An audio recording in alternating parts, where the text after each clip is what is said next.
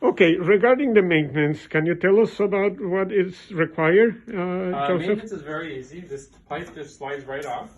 You just hang it here. And this can all be done in the office.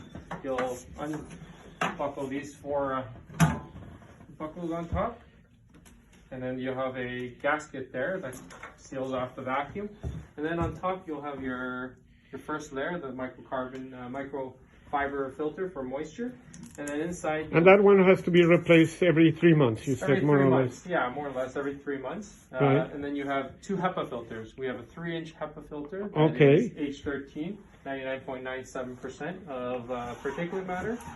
And then we have a stack here. This is your main assembly.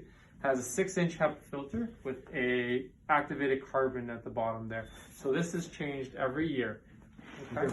And how small are the particles that can be filtered with all 3 filters? So H13, MERV 17 filters filter out 0.3 microns. And when they say 0.3, that means 0.3 is the most difficult size of the microns of the particles to remove. Anything larger or smaller than it is removed at almost 100% efficiency.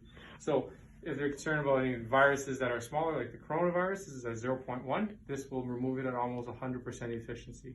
And even if the filter does not remove it, you still have, if I'm not mistaken, Yep. under that you have a UV light. Under there, so I'll go through a chamber that has a very powerful UVC light.